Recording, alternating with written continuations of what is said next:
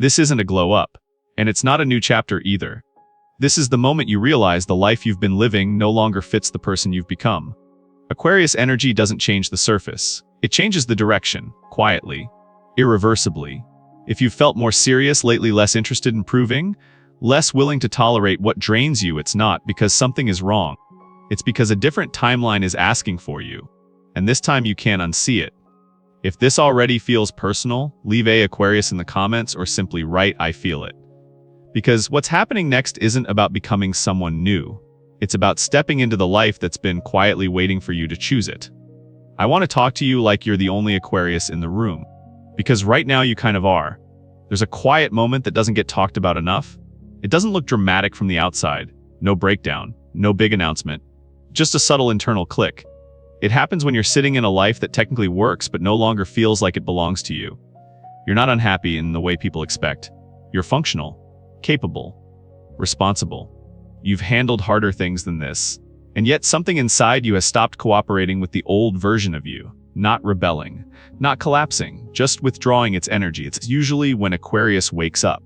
Not loudly, not emotionally, but with a sudden, unsettling clarity. You start noticing how certain conversations feel smaller than they used to. How routines you once relied on now feel strangely hollow. How motivation doesn't respond to pressure anymore. It's not that you've lost your drive, it's that your drive has matured. At this stage of life, instinct doesn't scream, it waits. Patient, precise. And when it speaks, it doesn't ask for permission. You don't wake up thinking, "I need to reinvent myself." You wake up realizing, "I can't keep pretending this is enough." That realization is heavy, not in a dramatic way, in a grounded adult way, because you know what it costs to change. You've already paid those prices before. So when the old identity starts loosening its grip, it's not impulsive. It's earned. You're not chasing inspiration anymore. You're listening for alignment. There's a difference. Inspiration is loud and temporary. Alignment is quiet and persistent. Alignment is what makes you pause before saying yes. What makes you question patterns that once felt automatic. What makes you look at your own life and ask something far more dangerous than "Can I do this?" You ask, "Do I still respect who I'm becoming if I keep choosing this?" That question doesn't come from insecurity. It comes from integrity. And here's the part no one warns you about. Once that question appears, you can't unhear it. You can distract yourself, stay busy, be practical. But something you has already moved forward. This is where seriousness enters. Not fear, not pressure. Seriousness. The kind that shows up when you realize your future is no longer theoretical. It's personal now. Your energy begins to change in subtle ways. You stop explaining yourself as much.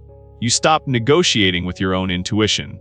You start caring less about being understood and more about being honest. Let me ask you something gently.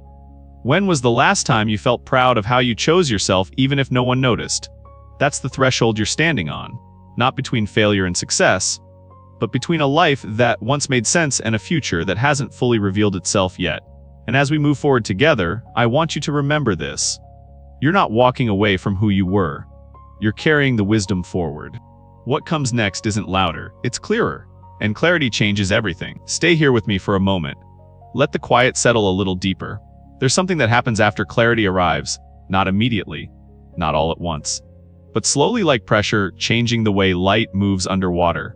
You start noticing that your inner world has weight now, not heaviness. Depth, it's the kind of depth you only earn by staying present when it would have been easier to escape. By sitting with emotions you couldn't intellectualize your way out of. By allowing certain illusions to dissolve without rushing to replace them. At some point along the way, you stopped skimming the surface of your own life. You went down, not because you wanted intensity, but because shallow answers stopped working. Depth asks for things most people avoid. It asks you to loosen your grip on control, to feel the fear of being seen without armor, to recognize how many choices you once made simply to feel safe, accepted, or ahead.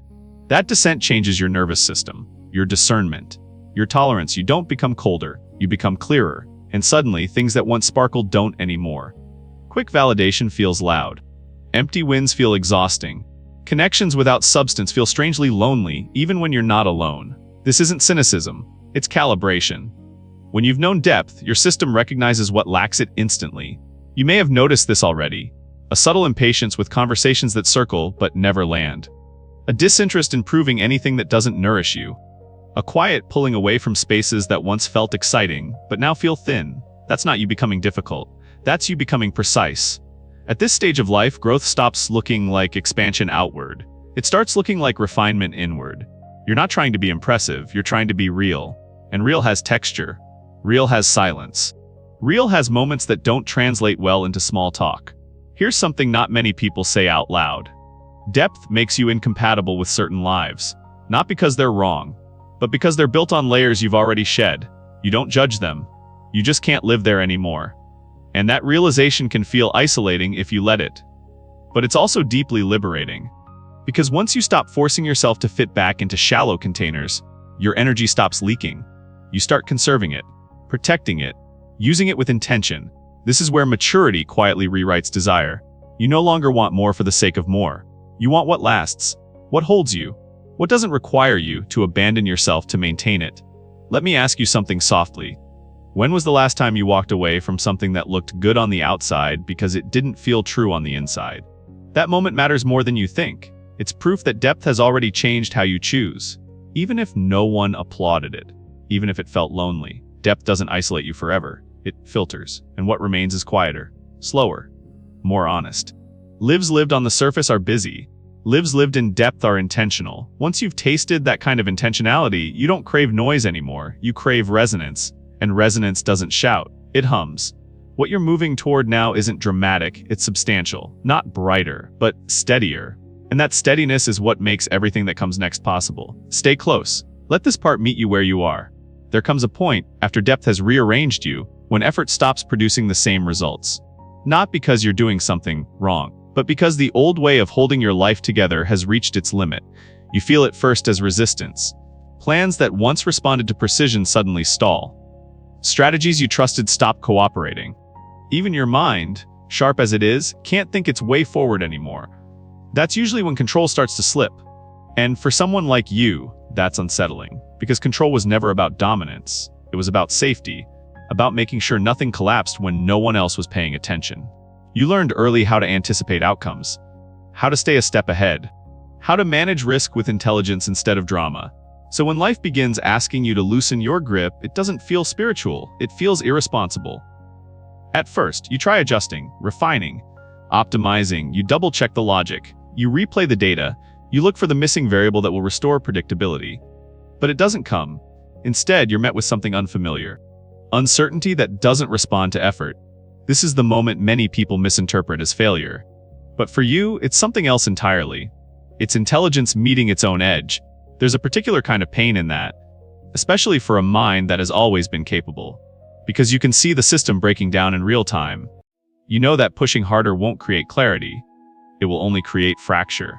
And that's when surrender enters. Not gently, not romantically. It arrives as a quiet understanding. If I keep forcing this, something essential will break. So you stop, not because you've given up, but because you've gone far enough to recognize the cost. This is the surrender people rarely talk about. The one that doesn't come from weakness, but from wisdom. From the realization that control has done all it can do here. You don't suddenly trust the universe in some abstract way. You trust your own perception enough to know when it's time to stop steering. That kind of surrender feels like standing in fog, moving without landmarks, listening for something subtler than certainty.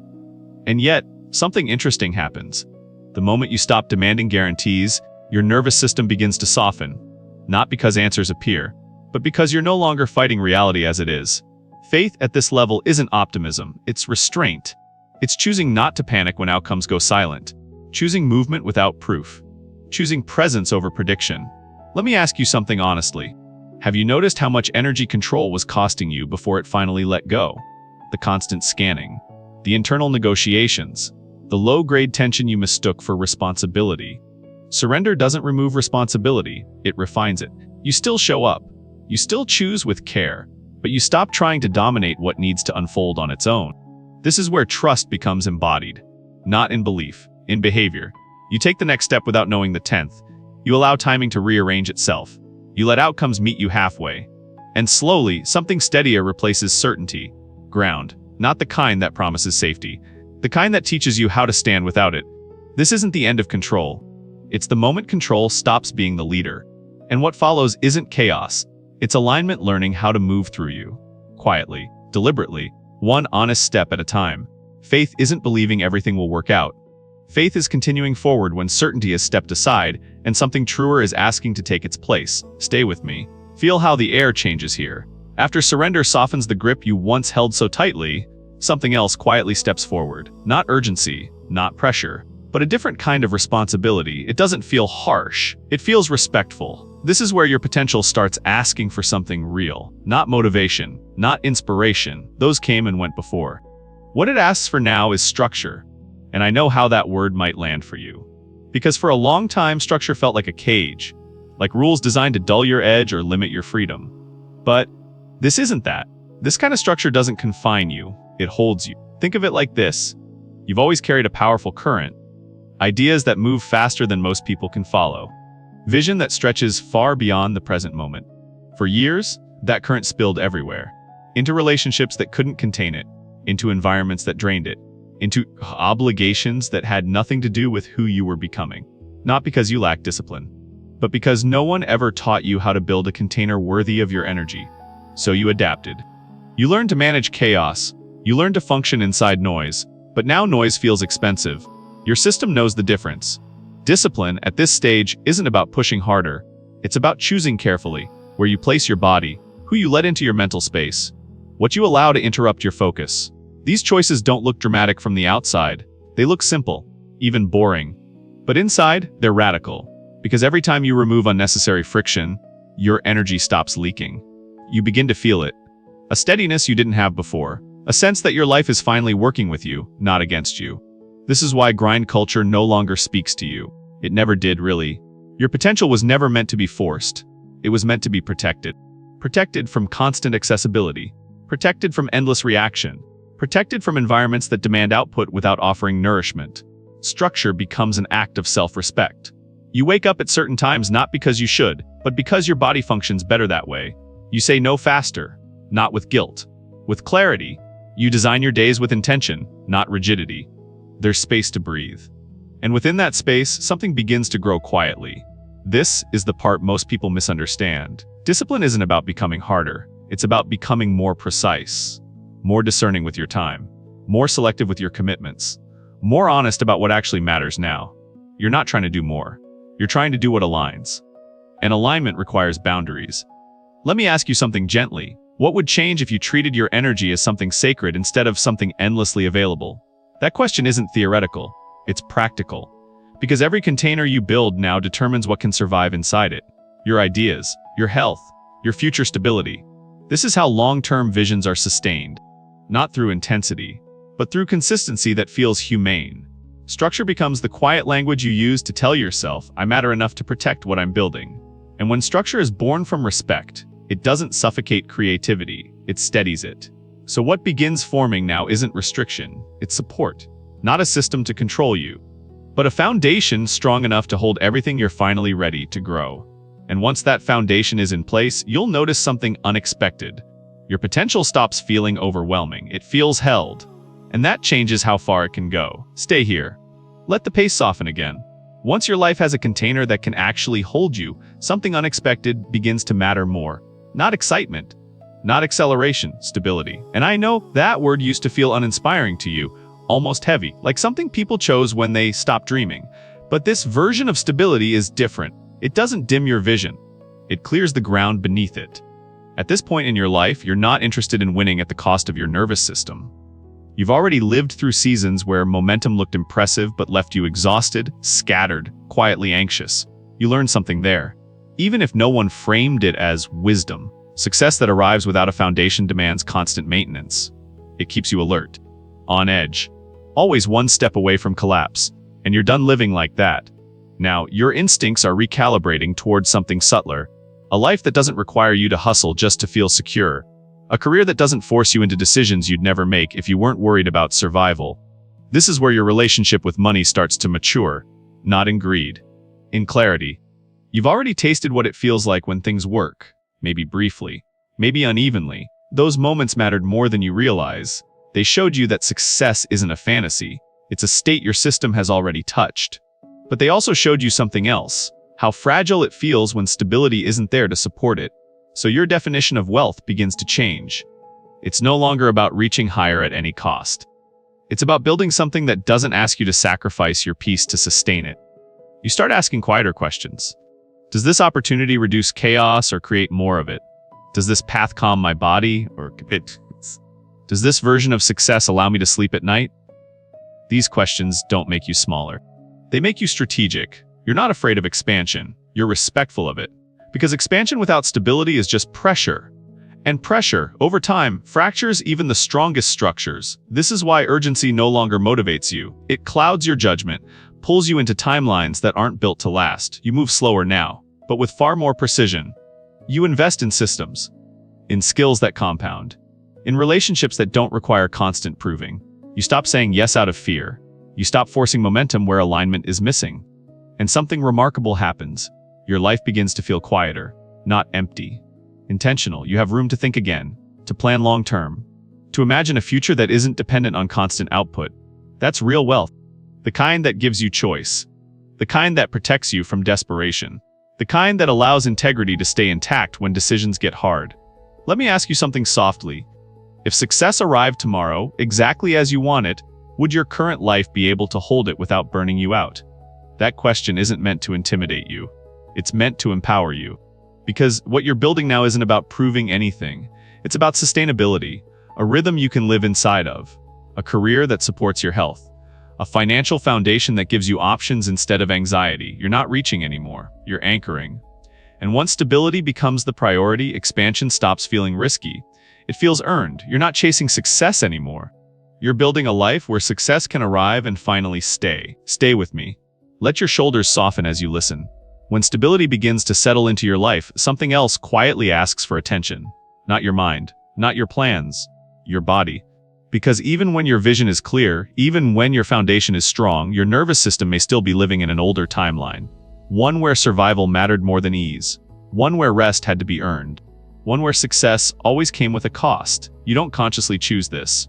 Your body learned it long before language. That's why when life starts to open, your system can hesitate. Not because you're afraid of success, but because success feels unfamiliar in the body. There's a subtle tension that can appear in moments of calm. A restlessness when things are finally working. An impulse to create urgency where none is required. This is not self-sabotage, it's conditioning. For a long time, your nervous system associated movement with safety, effort with worth, alertness with control. So when ease arrives, the body doesn't immediately trust it. It asks questions the mind no longer needs. Is this stable? Will it last? What if it disappears? And instead of pushing past those sensations, you've started listening. You notice how your breath changes when you slow down, how your shoulders respond when you give yourself permission to pause, how your body reacts to certain environments, certain foods, certain rhythms. This isn't obsession. It's attunement. You're learning the language of your own system again. Small choices begin to matter more than big declarations. When you eat, how you move, what kind of touch feels grounding instead of stimulating, how much space you need before you can think clearly. These are not lifestyle upgrades. They are recalibrations.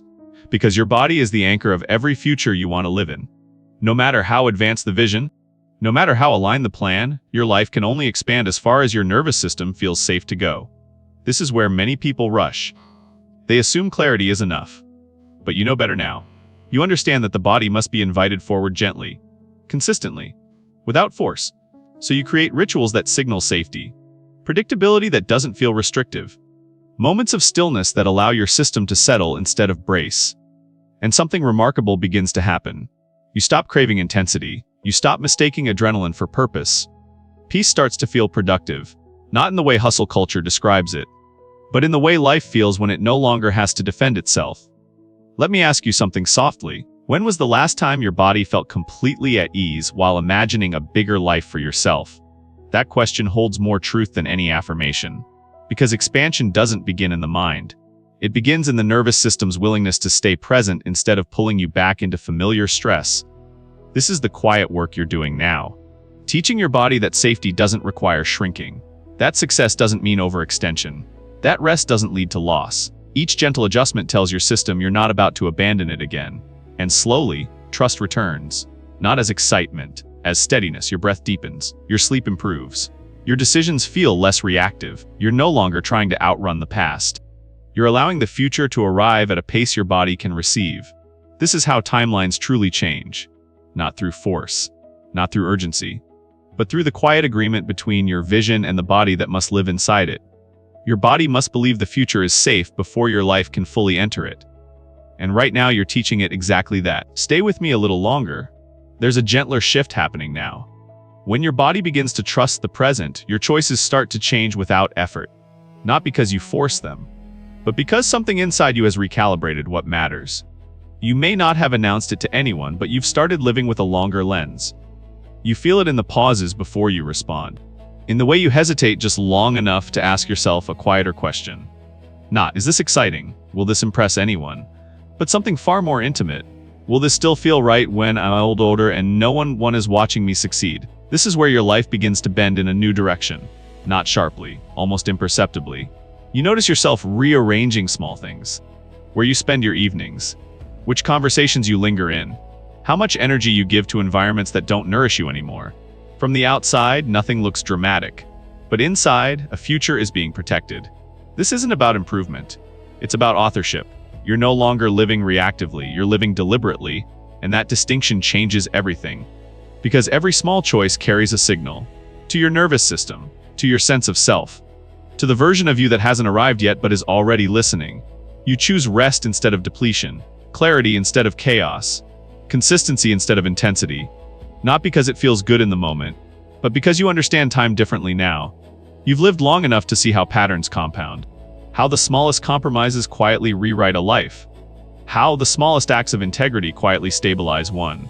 This is not self-help. This is identity. You don't ask what will make you happy tonight. You ask what will make you respect yourself 5 years from now. And sometimes that answer is uncomfortable. It asks you to walk away from things that still look appealing. To slow down when others are rushing. To choose environments that feel quieter but more honest. There's grief in that, even when it's the right choice. But there's also relief. Because for the first time in a long time, you're not betraying your future to soothe your present. You're not trying to optimize life. You're trying to align it. This is how timelines shift. Not through bold declarations. Not through dramatic reinvention. But through 1,000 subtle agreements between who you are now and who you are becoming. You make your bed differently. You organize your time with more intention. You protect your mornings. You leave earlier when something feels off.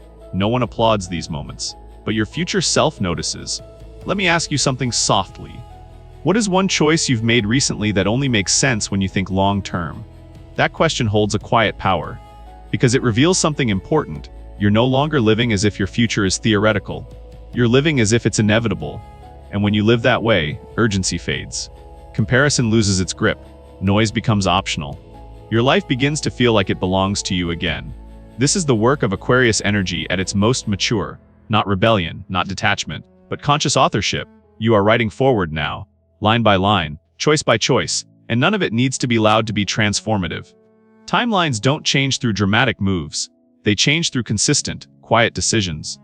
The kind you're already making. And as we move closer to the end of this journey, there's one final realization waiting. One that doesn't just change how you choose. It changes how you understand who you've been becoming all along. Stay with me. This part feels quieter but deeper. There's a moment, after all the choosing and adjusting, when something settles in your chest. Not relief. Not excitement. Recognition. You realize you're not standing at the beginning of something fragile. You're standing on ground that has already been tested. What's ending now isn't a chapter. It's a cycle. A way of living that once made sense, but slowly asked you to betray too many small truths. You didn't leave it suddenly. You outgrew it. That distinction matters, because starting over implies loss. It implies erasure. It implies that what came before didn't count. But you know better. Nothing about you is empty. Nothing is unearned. You're not younger. You're sharper. You see through things faster now. You recognize misalignment before it costs you years. You feel when something is off, even if it looks perfect on paper. That isn't cynicism. That's earned precision. This is what rebirth actually looks like for someone like you. Not fireworks. Not reinvention for attention. But a return to truth. Truth about your limits. Truth about your values. Truth about the kind of life your nervous system can actually live inside of. You're no longer romanticizing struggle. You're no longer mistaking chaos for growth. You're no longer waiting for permission to trust what you know. And what you know now comes from experience that was paid for in real currency.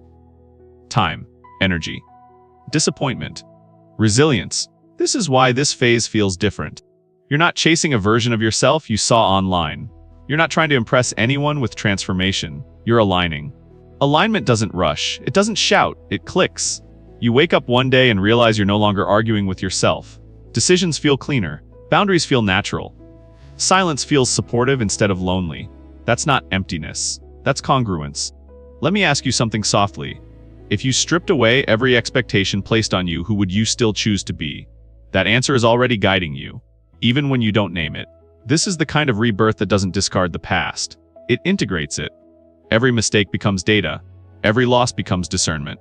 Every hard season becomes intelligence. You're not building from scratch. You're building from truth. Truth about what drains you.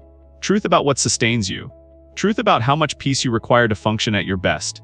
And when life is built on truth, it doesn't wobble when circumstances change. It adapts. This is the Aquarius gift in its most mature form. Not rebellion. Not detachment. But the courage to live according to what is real even when it sets you apart. You're no longer trying to glow up. You're settling into coherence. And coherence changes everything. Because a life aligned with truth doesn't need constant motivation. It moves forward naturally, quietly, confidently. This isn't a glow up. This is a life that finally aligns with who you actually are. Stay with me for these last moments. Let them land gently. If you've made it all the way here, it tells me something important about you. You weren't looking for answers. You were listening for recognition. And maybe, somewhere along this journey, you felt a quiet sense of relief. Not because everything suddenly made sense, but because nothing inside you felt wrong anymore. That's the gift of Aquarius energy when it matures. It doesn't promise certainty. It restores trust. Trust in your timing. Trust in your intelligence. Trust in the quiet knowing that has been guiding you long before you learned how to name it. You're not behind. Late, you're not missing anything you were meant to become. You're right where truth can finally meet you. As you move forward from here, carry this with you. You don't need to rush your becoming. You don't need to explain your choices. And you don't need permission to live a life that feels honest in your body and clear in your mind. If this message resonated, if even one sentence felt like it was written for you, leave a comment below. Just a word is enough. I'm here, and I'm listening. If you're walking this path with intention, consider subscribing. Not because you need more guidance, but because this space is built for people who trust their inner compass and still value reflection. And before you go, place a hand on your chest for a moment. Take a slow breath. Remind yourself of this truth. You are not becoming someone else. You are remembering who you are without the noise. The journey doesn't end here. It continues quietly, with the choices you make when no one is watching. And when the next message arrives, you'll recognize it. Until then, trust yourself. You've always known the way.